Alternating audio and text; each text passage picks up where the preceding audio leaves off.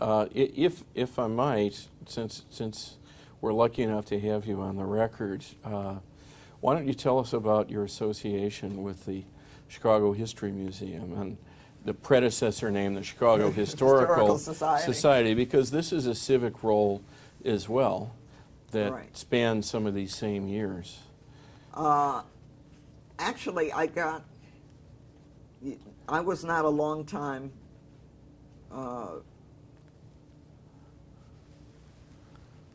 either attendee or anything else at the Chicago History Museum. I had left city government and was now with a consulting firm, Unison Consulting Group. Sort of got this call out of the blue from Dempsey Travis, who is on our board, of course, and asking would I, now how he identified me, I have no idea, because I didn't know Dempsey Travis. I mean, I knew who he was, but I didn't know him, and I never dealt with him when I was in city government. He wasn't one of the developers that I came across for any reason. He called and asked would I be interested, and I said, yeah, I would be. And I came over for a visit or whatever.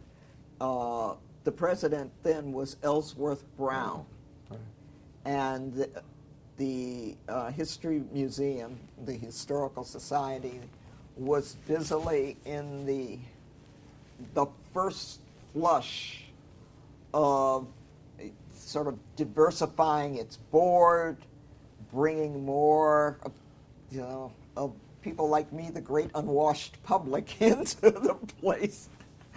The term at the time was peopling the museum. Peopling the museum. Yes. Yes, as a term, I thought it was a weird term at the time and still do. It's passed out of use. Thank goodness it went away.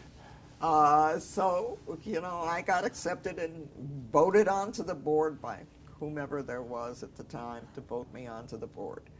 And it was interesting because, you had Potter Palmer and Joe Newton. Joe Minnow. Joe Minnow, I'm sorry. And P.D. Block. And these were names, some of them I knew. But it was the interesting thing to me is I had met all kinds of people through my work with city government. Right. But you really never met these folks because they don't have any reason to deal with city government. Many of them don't live in the city. They live in the northern suburbs. They're in businesses that don't deal very much with the city. So to me, this was a whole nother world. And again, but very much like my entry to the budget office, I came here and everybody was very nice to me, At the time, there were not a lot of women on the board, other than Dempsey Travis. I don't know if there was another, there must have been somewhere another African American. Was Lerone Bennett yet a board member? Lerone Bennett was a board member, but Lerone Bennett rarely came to meetings, so you didn't see him. Right. But he was on the board. But the board was very accepting. Phil Hummer was particularly nice. He said, "Come and sit next to me," and clued me into what was going on as we went through the agenda and why this was an issue or important. Right. And whatnot. And how quickly were you offering your budget skills? Every nonprofit needs that big time. I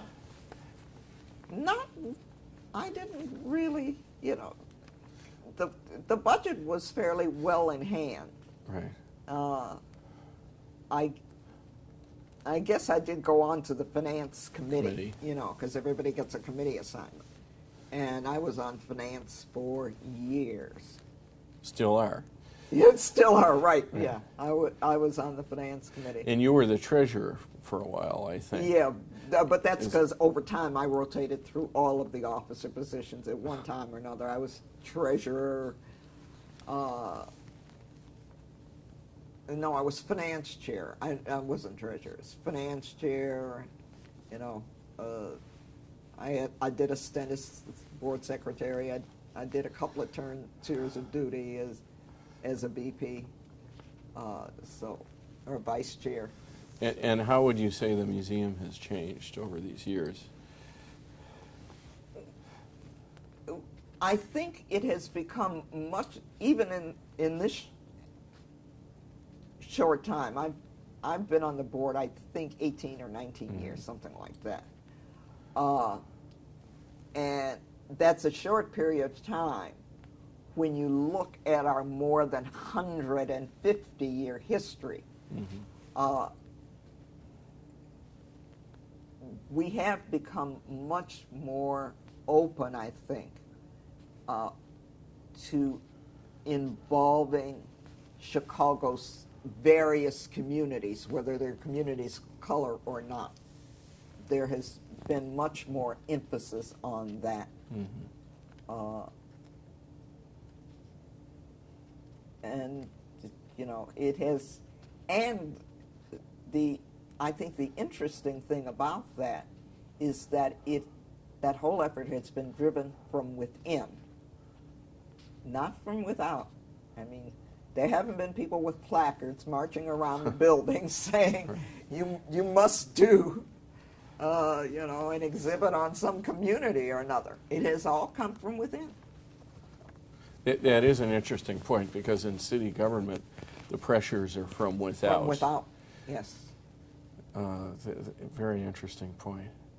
Well, why don't we stop here for the moment? Well, thank you, Sharon Gist Gilliam, for your interviews with us in our series on the era of Mayor Richard J. Daley and beyond. Oh, thank you very much for thinking about me. Thanks.